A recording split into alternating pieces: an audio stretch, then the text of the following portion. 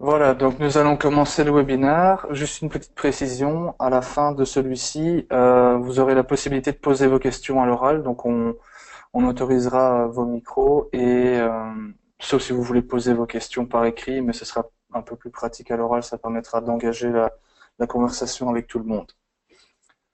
Voilà, donc merci d'être présent pour ce webinaire sur comment créer de l'engagement dans vos formations. Je propose qu'on démarre tout de suite.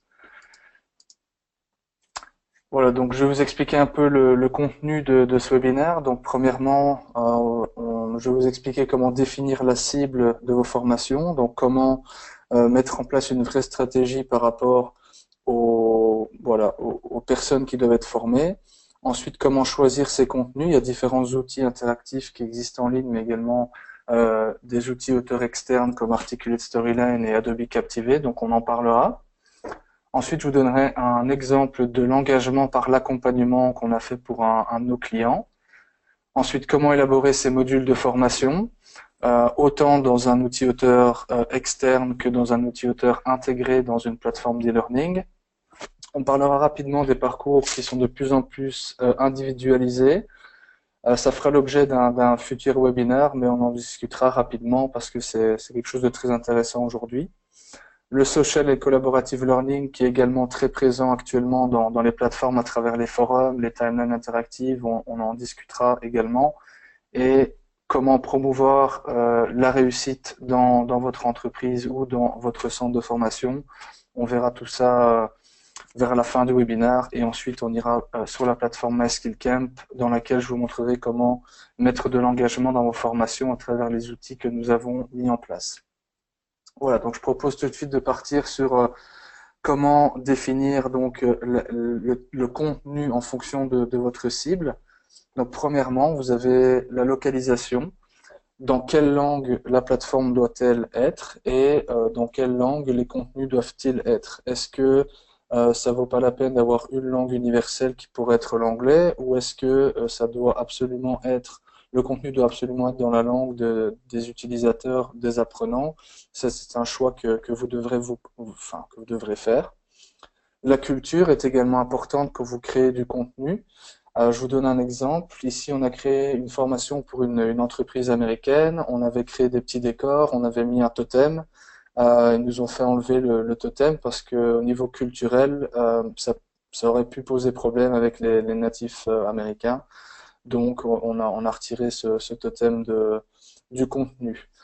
Et ensuite, la localisation, donc où sont les apprenants, va définir si vous allez pouvoir mettre enfin, si la formation va pouvoir être synchrone ou asynchrone. Donc synchrone, tout le monde est présent, par exemple, dans une même classe, et asynchrone, c'est-à-dire que le e-learning, par exemple, c'est asynchrone, chacun peut se connecter à n'importe quel moment, tandis qu'un webinaire, tout le monde doit être présent en même temps pour le suivre. Donc ce sera du synchrone. Ensuite, au niveau organisationnel dans l'entreprise, à qui s'adresse la formation que vous allez mettre en place? Est-ce que c'est un groupe spécifique d'apprenants ou est-ce que c'est pour toute l'entreprise? Ça aussi, vous allez devoir être précis parce que les moyens que vous allez mettre en œuvre vont différer si c'est pour tout le monde ou si c'est pour un groupe plus spécifique dans l'entreprise. Ensuite, la technicité. Donc, c'est pas toujours facile pour tous les apprenants ou les collaborateurs d'une entreprise d'utiliser les nouvelles technologies. Donc, il faut essayer de mesurer un maximum leur niveau de compétence parce que chacun a ses difficultés. Voilà, plus le public est jeune, plus c'est facile. Plus le public a un âge un peu plus élevé, plus il faut prendre en considération ces soucis qui pourraient se poser. Et cette technicité va définir le type d'activité et les outils que vous allez utiliser. Plus, voilà, plus l'audience sera jeune, plus vous allez pouvoir choisir des activités diverses et variées. Plus le public sera un peu plus âgé et moins à l'aise avec les nouvelles technologies, plus vous allez devoir choisir des types d'activités un peu plus standards dans votre formation. Le temps joue beaucoup quand vous créez une formation. Est-ce que ma cible, donc est-ce que les apprenants, combien de temps ont-ils pour se consacrer à cette formation? Est-ce que vous allez leur donner du temps ou est-ce qu'ils vont devoir faire ça de chez eux? Est-ce que votre formation est de type courte ou de type longue? Et en fonction de ça, quand vous faites le rapprochement entre le temps qu'ils ont et le temps que vous souhaitez mettre pour la formation, vous allez soit avoir un matching parfait, ou alors vous allez devoir segmenter les contenus de la formation en conséquence, en créant des modules de plus ou moins 15-20 minutes, et en avoir plusieurs qui constitueront la formation. Le lieu aussi, le lieu de la formation déterminera le type de terminal sur lequel les apprenants vont suivre la formation. Est-ce que tout le monde est derrière son bureau et derrière son écran, ou est-ce que on est dans des cas de type usine où ils sont plus proches de leur smartphone que d'un écran d'ordinateur. Et donc, vous allez devoir faire un choix. Est-ce qu'on part sur une solution mobile learning ou est-ce qu'on part sur une solution globale, un peu moins mobile learning, mais plus accès ordinateur et tablette? Ou les trois, il y a des solutions qui existent. Et dernièrement, le navigateur sur lequel toute l'entreprise est va être également déterminant. Pourquoi? Parce que les nouvelles plateformes de nouvelle génération qui sortent aujourd'hui utilisent les toutes dernières technologies créées et donc les navigateurs peuvent être un frein. Donc il faut faire très attention quand vous utilisez ou vous choisissez un LMS. Voilà, faut savoir que le navigateur peut être un frein à l'utilisation de la plateforme. Voilà, donc je propose de passer sur les contenus. Donc comment les choisir? Alors j'en ai choisi 5, il y en a bien 5, donc il y a Powtoon, Genially, Prezi, GoAnimate et Articulate Storyline. Donc Powtoon, pour ceux qui ne savent pas, c'est un logiciel qui permet de créer des vidéos animées.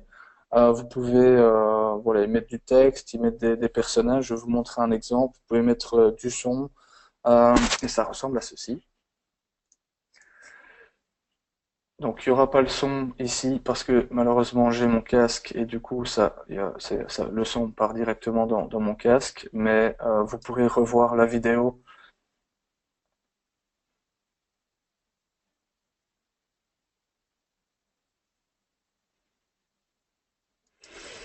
Voilà, ça m'a pas pris longtemps à mettre tout ça, à mettre cette vidéo en place. Elle dure, je pense, 1 minute. Les contenus, je les avais sur papier, enfin sur un document Word. Voilà, j'ai trouvé des chouettes illustrations que nous on avait créées ici en interne, et puis j'ai assemblé le tout dans une vidéo. C'est plus interactif et plus engageant que du papier ou du texte à lire de la part d'un apprenant parce que voilà, il y a des choses qui bougent, du coup c'est pas monotone, il y a une musique, vous pouvez apporter votre voix off et ça donne quelque chose de très simple à mettre en place pour vos formateurs comparé à des outils un peu plus poussés comme des outils externes dont on parlera d'ici quelques minutes. Voilà. Ensuite, vous avez Genially. Genially, c'est la présentation sur laquelle je suis en ce moment s'appelle donc Genially. Vous pouvez créer, donc c'est des PowerPoint, c'est des slides interactifs sur lesquels vous pouvez venir mettre des points d'interaction comme ceci. C'est totalement gratuit. Euh, voilà, donc c'est très intéressant pour les entreprises qui veulent démarrer sur quelque chose de rapide et à mettre en place. Donc ça s'appelle du rapid learning. Vous mettez rapidement en place vos contenus et puis vous les diffusez de manière tout aussi rapide dans la plateforme dans laquelle vous allez diffuser vos contenus. Genially permet aussi de faire de l'adaptatif, c'est-à-dire qu'en fonction des points d'interaction sur lesquels les apprenants vont cliquer, ils vont arriver sur des pages différentes. Donc les parcours vont s'adapter en fonction des différentes interactions des apprenants. Ensuite, vous avez Prezi et GoAnimate. Donc Prezi, ce sont aussi des présentations interactives, sauf que au contraire de Genially, c'est une caméra qui bouge sur un écran. Donc ça, je vais vous montrer un exemple dans un instant. Et puis GoAnimate, ce sont des vidéos, ça s'apparente un peu à Powtoon, sauf que GoAnimate, on est plus dans du dessin animé. Donc on peut engager les utilisateurs à travers des mises en situation qu'on peut représenter à travers ce logiciel GoAnimate. Donc par exemple une réunion, il y a plein de thèmes comme tout ce qui est infirmerie médicale, le droit, dans la vie de tous les jours, au parc, il y a vraiment de tout. Et puis, GoAnimate permet aussi de mettre en place un avatar qui va accompagner vos apprenants tout au long de leur formation, ce qui leur permet d'avoir un point d'ancrage et de s'identifier à quelque chose. Donc, je vous montre le Prezi. faut un petit peu de temps pour que ça charge, mais ça devrait aller assez vite. Donc là, c'est un prédit que j'ai créé sur voilà, asynchrone versus synchrone. Quelle est la différence? Et donc, comme vous pouvez le voir, ça peut rester du texte. Vous pouvez intégrer des vidéos dans le prédit. Moi, j'ai mis du texte, voilà, parce que j'avais envie de mettre du texte. Mais vous pouvez aussi accompagner le prédit de votre voix. Il peut y avoir une musique de fond. Voilà, donc comme vous le voyez, c'est une caméra qui ne fait que bouger. C'est des outils qui sont différents de ce qu'on voit aujourd'hui. C'est aussi amener de la créativité auprès de vos apprenants parce que en leur faisant découvrir des outils comme ceci, ça peut aussi devenir des outils qu'ils utilisent dans l'entreprise pour faire des présentations lors d'un meeting. Voilà, ce sont des outils qui sont accessibles non seulement pour la formation, mais aussi pour d'autres choses. Alors, Articulate Storyline, je vous montrerai un exemple de module qui est créé avec ce logiciel. Ça permet de faire énormément de choses. Aujourd'hui, ils viennent de sortir la difficulté avec Articulate Storyline, c'était de créer ses propres templates, donc ses propres canvas. Et aujourd'hui, il y a quelques jours, ils viennent de sortir leur marketplace dans lequel ils proposent des templates déjà tout faits gratuitement ou payants. Mais cet outil coûte relativement cher comparé à GoAnimate, Prezi, Genially, Powtoon. Et également, il nécessite quelques ressources en interne, c'est-à-dire, voilà, si vous l'utilisez tous les jours 5 minutes, ça sert strictement à rien d'acheter la licence Articulate Storyline.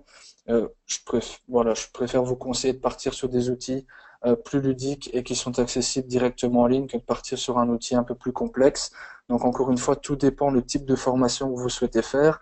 Si c'est du rapid learning, la conception rapide, et puis, si vous souhaitez faire des modifications, c'est également rapide. Partez sur les trois outils, donc, enfin, les quatre Powtoon, Genially, Prezi, GoAnimate. Si vous préférez, voilà, avoir une formation beaucoup plus complexe, mais beaucoup plus, pour être beaucoup plus libre dans tout ce que vous souhaitez créer parce qu'il n'y a pas de limite, alors partez sur Articulate Storyline, mais le temps de conception est d'environ 4 mois quand vous passez sur un outil comme Articulate Storyline, tandis que Prezi, GoAnimate, etc., il vous faut, voilà, pas loin d'une journée pour tout mettre en place, d'après notre expérience.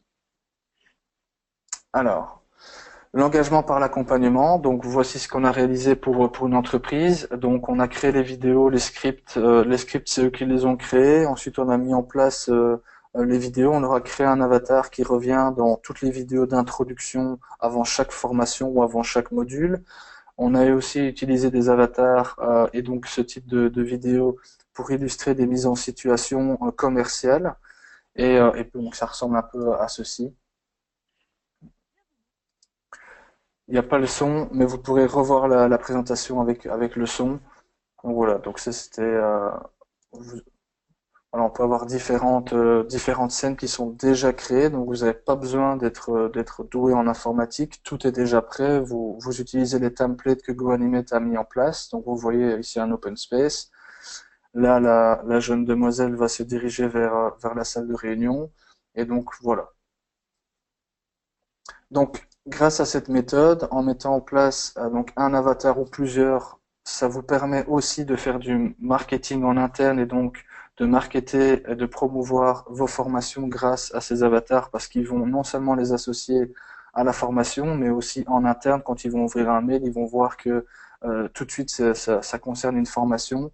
Donc vous pouvez, c'est un double outil, autant pour les formations que pour promouvoir votre formation en interne au sein des collaborateurs. Alors, comment élaborer vos modules? Donc, il y a une méthode très simple qui existe. La première chose à faire avant d'utiliser cette méthode qui s'applique à tout, c'est de choisir son outil auteur. Donc, est-ce que vous allez choisir un outil auteur externe ou intégré dans la plateforme d'e-learning? Si c'est un outil auteur externe, c'est rarement du rapid learning, donc ça va prendre beaucoup de temps de mise en place parce que vous allez devoir faire les designs, devoir réfléchir au contenu, devoir faire les storyboards et les scénarios pédagogiques. Tandis que quand vous utilisez un outil intégré dans une plateforme d'e-learning, donc un outil auteur intégré, ça vous permet de faire du rapid learning et d'intégrer les contenus externes comme Prezi, Powtoon, GoAnimate, etc. Une fois que vous avez choisi l'outil auteur, est-ce que c'est externe ou interne, vous allez pouvoir mettre en place une méthode assez simple qui s'appelle Absorb, Do, Connect. Donc je vous guide.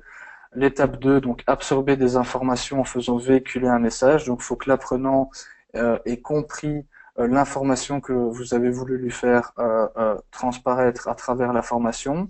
Il faut qu'il puisse le mettre en pratique via le do, donc via des quiz ou des projets à rendre selon le type de plateforme que vous allez utiliser. Et ensuite, et ça c'est le plus important, c'est comment est-ce que l'apprenant va mettre en pratique ce qu'il a appris dans la formation, dans son métier, sur son poste de travail, et donc comment est-ce qu'il va connecter les compétences acquises dans des situations professionnelles. Donc la méthode s'appelle Absorb, Do, Connect. Vous pouvez, voilà, il y a plein d'explications en ligne sur cette méthode, mais en tout cas c'est très simple, absorber des informations, mettre en pratique via le faire et connecter ce qu'ils ont appris à la réalité.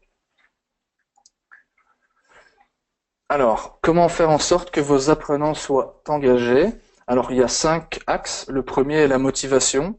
Il y a certaines plateformes qui permettent de faire des relances automatiques. Il y en a d'autres qui ne le permettent pas. Il faut vraiment, je pense, une fois que vous diffusez une formation, il faut être présent. Il ne faut pas se dire que les apprenants vont aller se connecter tout seuls, etc. Il faut qu'il y ait une vraie stratégie derrière de motivation, soit par des emails marketing que vous faites en interne pour promouvoir votre formation. Les motivations, c'est aussi à travers la gamification que vous allez pouvoir mettre en place dans la plateforme que vous utilisez. L'adaptatif. Donc l'adaptatif, c'est donc les contenus dans la formation vont s'adapter en fonction soit des résultats ou du taux de connexion des apprenants. Donc il y a beaucoup d'entreprises aujourd'hui qui se lancent dans tout ce qui est donc ça s'appelle l'adaptive learning. Donc ce sont des algorithmes qui vont calculer le taux de connexion, le taux de rétention des apprenants et qui va lui afficher du contenu en fonction du mode d'apprentissage de chaque apprenant. Donc chaque apprenant va avoir un mode de formation différent, va avoir du contenu différent. Ça requiert quand même beaucoup de développement au niveau contenu de votre côté parce que ces contenus, c'est pas la plateforme qui va le créer à votre place. Il faut que vous puissiez avoir des contenus différents. Par exemple, il y a des personnes qui sont plus auditives et des personnes qui ont plus une mémoire visuelle.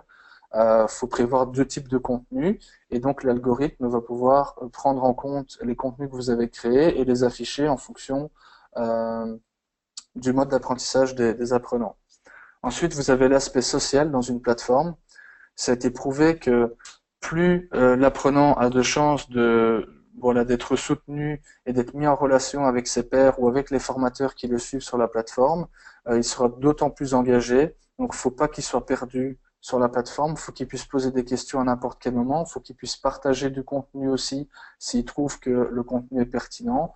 Le social learning, c'est aussi permettre en interne, soit à un community manager ou à un formateur de préparer une série de contenus additionnels à la formation qui va pouvoir venir publier et donc ce contenu va venir nourrir la formation qui est en cours à travers une ligne du temps. Donc ça reprend un peu le même système que Facebook dans lequel vous allez pouvoir venir publier tous vos contenus de type vidéo, prédig ou animé. Voilà, il n'y a pas de limite dans le contenu que vous pouvez publier et donc engager votre communauté d'apprenants à travers l'aspect social learning. Ensuite, le collaboratif, donc le collaborative learning, ça s'apparente souvent à l'apprentissage par les pairs. Donc c'est l'idée qu'un apprenant va aider un autre dans la plateforme, dans son apprentissage. Donc par exemple, ce qu'on a mis en place dans MySkillCamp, je vous montrerai après, quand un apprenant est sur un module, il a la possibilité d'ouvrir un système de chat, et donc c'est pas un système de chat live, mais ça vous permet de créer des discussions, et donc l'apprenant suivant qui va suivre la formation, qui va arriver dans le module et qui a la réponse à la question précédente, va pouvoir nourrir cette discussion avec sa réponse, et donc va pouvoir aider son collègue qui, lui, n'avait pas compris une question ou une vidéo ou un point essentiel de votre formation. Voilà, le collaboratif, c'est également entre les formateurs. Plus ils vont pouvoir créer du contenu ensemble, et ça commence tout doucement à arriver dans certaines plateformes d'e-learning, le fait de pouvoir créer plus rapidement du contenu et de donner la possibilité à plusieurs formateurs ou plusieurs entreprises de collaborer sur la création d'une formation pour aller plus rapidement et de diviser les ressources et de se les partager. Et ensuite, 5e facteur, la créativité. Il faut toujours laisser l'opportunité, en tout cas aux apprenants, de pouvoir voilà partager du contenu, faut pas les bloquer dans leur lancée, faut qu'ils puissent par exemple quand il faut favoriser leur créativité via des projets. Donc voilà, si vous créez un projet, l'apprenant doit pouvoir avoir la possibilité de produire un contenu de type vidéo ou alors Prezi. Voilà, vous pouvez les engager à travers des contenus qu'ils ont déjà vus et maintenant c'est à leur tour de le mettre en pratique en se créant un compte sur Prezi. C'est aussi totalement gratuit en créant un et en soumettant un projet de type Prezi. Ça favorise la créativité et voilà, c'est pas un usage unique. Ça va au-delà, comme je l'expliquais. Les outils que je vous présente, c'est pas des outils qui sont uniquement faits pour la formation, mais ça peut s'adapter aussi à un contexte plus professionnel. Alors, ensuite, donc comme je le disais, vous avez la réussite versus les notes quand vous souhaitez engager vos apprenants. Donc, il faut toujours préférer favoriser la réussite d'une formation par rapport aux notes et donc via un système de compétition. Donc, comme je l'ai écrit, la notion de compétition peut être un facteur de déstabilisation pour certains. Voilà, il peut y avoir une certaine crainte. Ah ben zut, dans l'entreprise, je suis quelqu'un d'au top tous les jours, mais sur cette formation-ci, j'ai pas été assez bon. Je suis un peu gêné et j'ai pas envie que mes collaborateurs le voient. Donc ça peut freiner certains dans leur apprentissage et donc perdre dans l'engagement, ils se connecteront plus ou alors seulement par obligation et ça deviendra de moins en moins un outil collaboratif et social, mais plus voilà une contrainte de se connecter parce que c'est obligatoire. Et c'est exactement l'opposé que vous avez envie d'avoir dans votre entreprise ou centre de formation, c'est favoriser toujours la réussite. Voilà, l'apprenant qui est engagé, il doit se sentir en perpétuelle évolution, il doit se sentir gratifié avec par exemple des badges, donc favoriser tout ce qui est les systèmes de rewards, que les systèmes de points, où on pourrait vite faire le comparatif entre des apprenants, même si vous de votre côté en interne vous êtes obligé de le faire pour voir un peu les statistiques, mais c'est pas pour autant que tout doit être affiché du côté des apprenants. Il peut y avoir un dashboard rien que pour le RH et ensuite les apprenants voient leurs propres statistiques mais ne voient pas les statistiques des autres. Voilà, c'est toujours mieux que d'avoir tout le monde voit les statistiques de tout le monde et puis on peut se comparer. Voilà, donc j'espère que j'ai pas été trop rapide. En tout cas, je pourrai répondre à vos questions à la fin du webinaire. Maintenant, je vais passer sur MySkillCamp. Je vais rapidement expliquer ce que c'est MySkillCamp pour ceux qui ne nous connaissent pas encore. Et donc là, on est en train enfin c'est pas on est en train, on a mis en place une plateforme qui vous permet donc de générer plus d'engagement de la part de vos apprenants. Voilà. Donc je passe sur la plateforme. Donc, je voudrais commencer par ici la page d'accueil qui est votre dashboard ici en tant que RH ou en tant qu'administrateur de la plateforme. Donc, vous pouvez voir les meilleurs apprenants, mais il n'y a que vous qui pouvez le voir. Donc, vous pouvez leur faire un système de rewards, les contacter, les féliciter. Vous pouvez voir vos différents espaces de compétences. Donc, en fait, un espace de compétences, c'est un espace de formation privatif à l'entreprise qu'on a appelé un camp. Donc, vous pouvez en avoir plusieurs dans la plateforme et vous pouvez segmenter vos groupes. Donc, c'est ce que j'expliquais. Si vous avez différents groupes d'apprenants dans votre entreprise, vous pouvez les segmenter avec différents camps. Bien évidemment, dans chaque espace de compétences, vous pouvez aussi avoir différents groupes. Voilà. Donc, je vais directement aller dans mon espace de formation ici. Donc, j'ai de nouveau un dashboard, mais qui est uniquement propre à ma plateforme, donc à mon espace de formation. Et ici, je vais aller sur la formation Salon RH Lyon.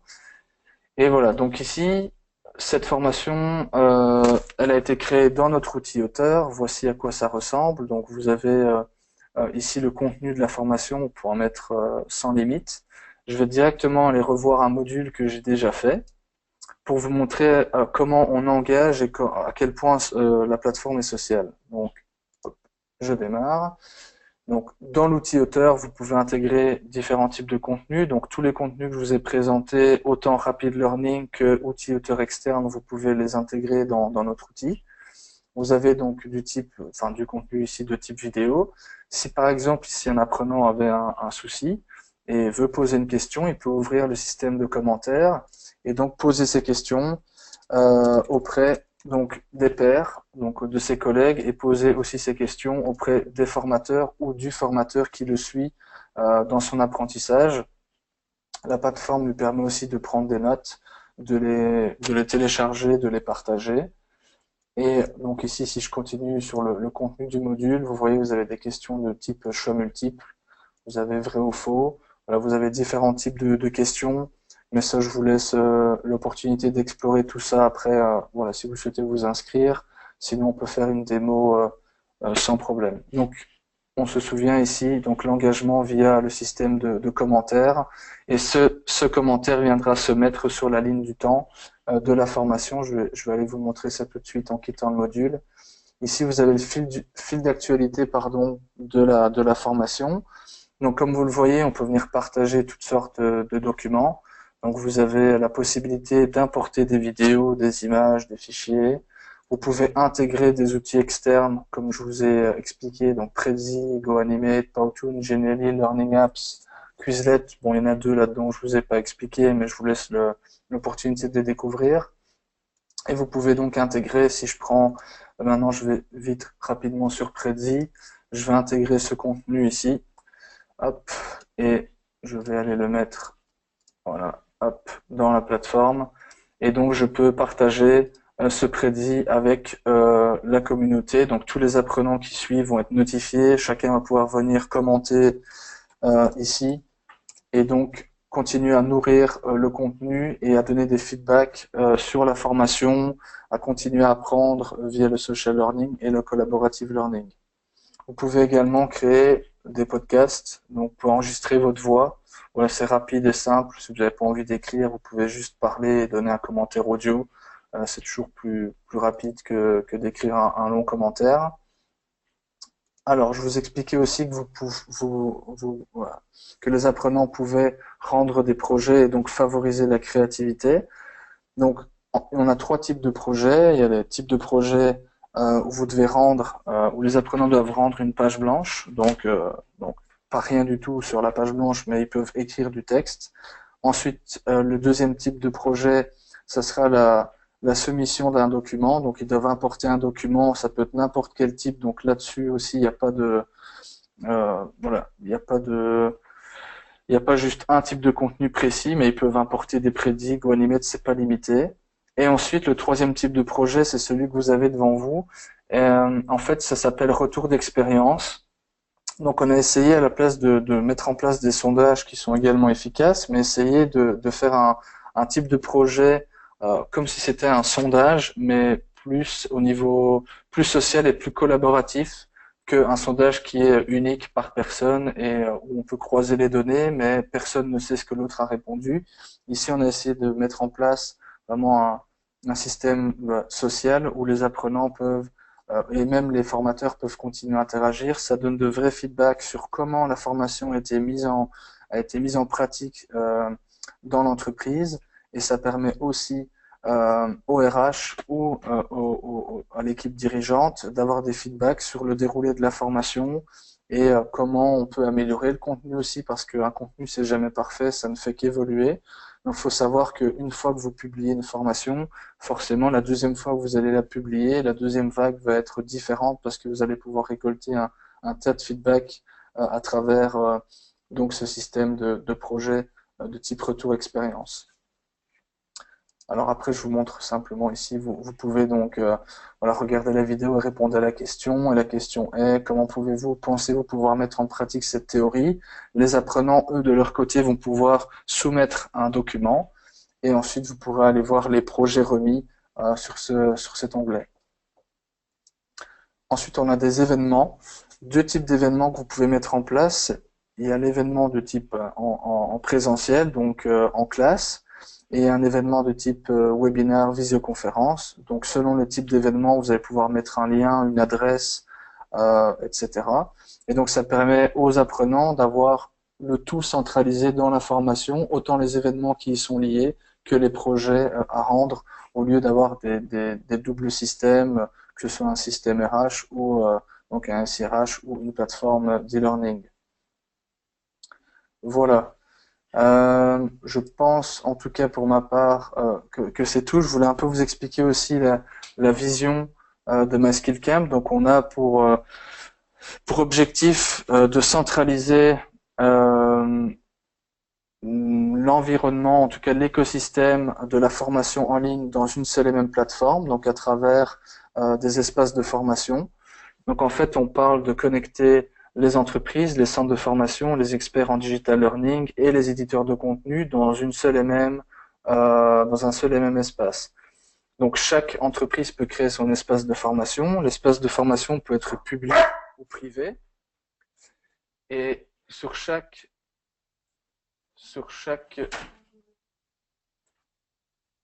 donc, pardon, excusez-moi, sur chaque, pardon, sur chaque Donc chaque camp a son propre profil avec donc sa mission, les services, également le catalogue de formation qu'il propose avec chaque espace de formation son propre catalogue, sa page de contact pour être contacté par des experts en digital learning ou être contacté par des éditeurs de contenu. Et donc au centre même de la plateforme, on a un marketplace dans lequel les éditeurs de contenu comme Eleform, Segos et des éditeurs de contenu anglais publient et vendent leurs formations au sein du marketplace et il faut aller sur la partie explorer. Et donc ici, vous avez les différentes catégories. Vous pouvez aller voir voilà, les formations design, bureautique, marketing, management, business. Vous pouvez aller voir l'espace de formation, donc l'éditeur de contenu qui propose ce type de contenu. Vous pouvez aller voir leur page de profil. Et sinon, vous pouvez être directement, si je retourne dans ici, vous pouvez être directement sur la page de la formation. Moi, je suis déjà inscrit, mais vous pouvez acheter cette formation. Voilà, donc je pense que ceci clôture le webinaire en tout cas.